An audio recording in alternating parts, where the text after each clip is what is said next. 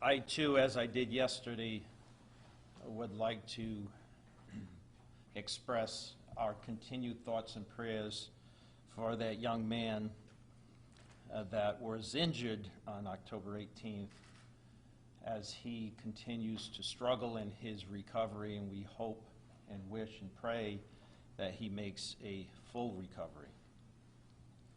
So let me walk you through a bit of what administratively we've concluded. Kyle Andres, it was the officer, as you know, Officer Andres was the officer driving that patrol car. He is a 6-year veteran.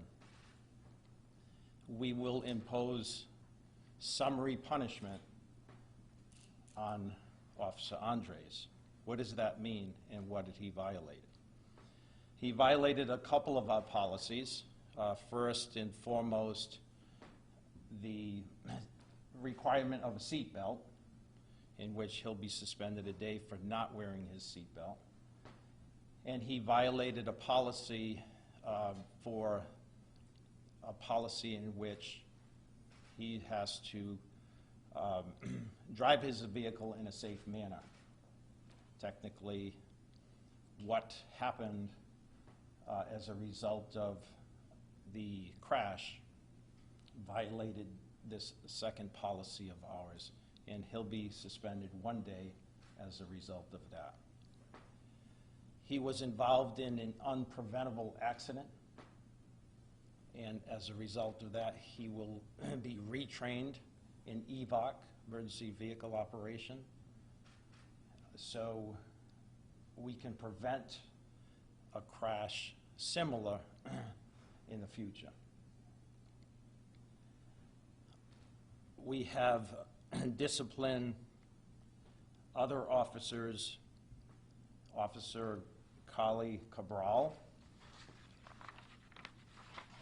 failed to use her body cam, which I think you all know, and this department knows, it's a requirement by our policy. And from time to time, people, officers, in the height of their duties, forget. And this is a first offense, hasn't happened, and so she'll be counseled for not engaging her body cam. Officer Ferraris, who is Luis Ferraris, who also did not engage his body cam. He'll be issued the same sanction in a verbal counseling. Officer Alex Diaz also did not engage his body cam. He too will be given the same sanction in verbal counseling.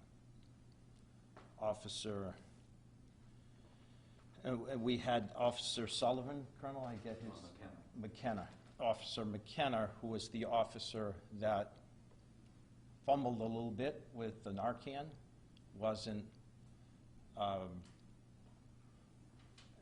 knowledgeable in how to use that Narcan. Understand that the Narcan had been a new issuance, and he wasn't real familiar with that.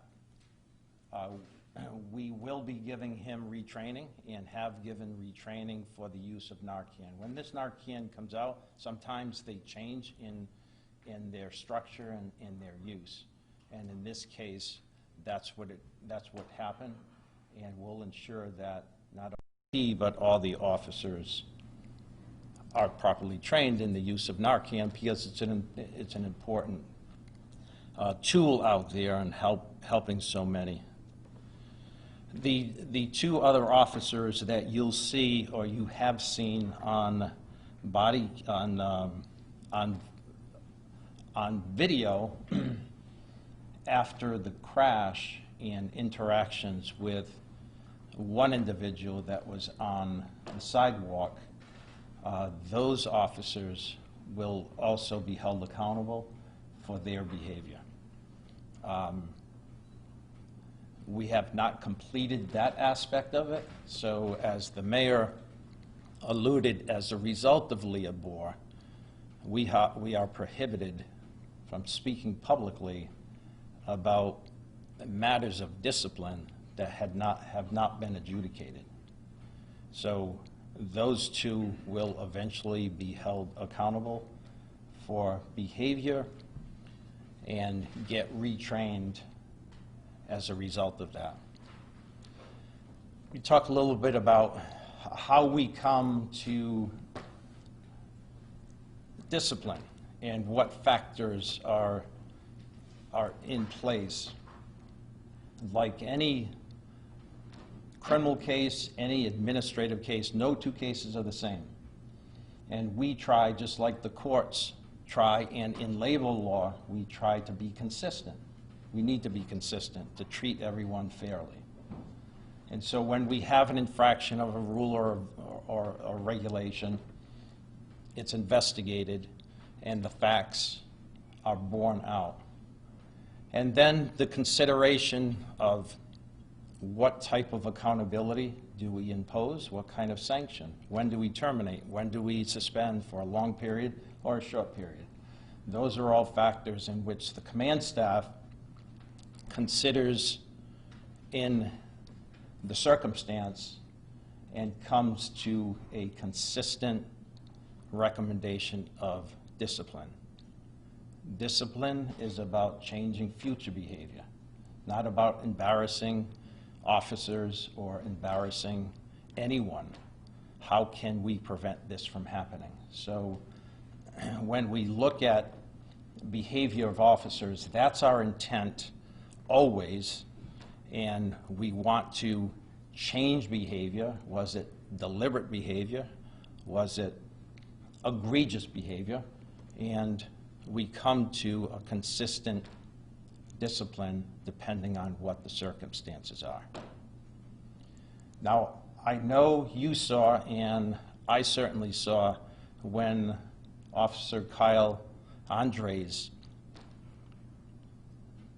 ran to Mr. Gonsalves, he pulled on his arm. And we examined that closely, and we talked to our medical experts as well. At first, when you see it, you don't know the purpose and the intent. I can tell you that at the conclusion of talking to both everyone and looking at the video from various angles, that Officer Andres, alighting from his vehicle, his cruiser, and seeing that a moped was down and that there was a victim either under or still saddled nearby of that moped, I believe, in my professional opinion, that he tried to pull him away from that moped because the moped was still running and the wheel was still spinning. And that lasted for a second until he came to realize, when others in and around him, other officers, halted him and said, hold on, I think he's injured.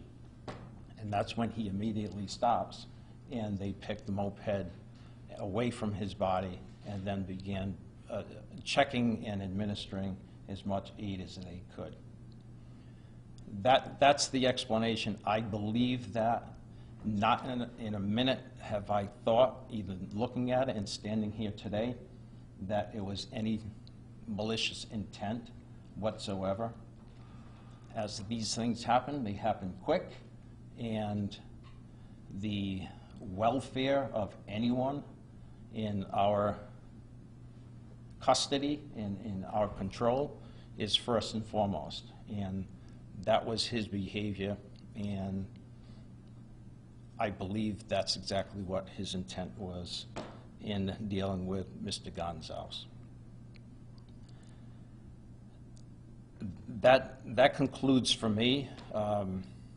let me ask the Colonel to speak about other aspects of it. I will say that overall the ATV issue is a real challenge for us, as I said yesterday. The ability to safely prevent ATVs in large numbers is a challenge that we haven't solved.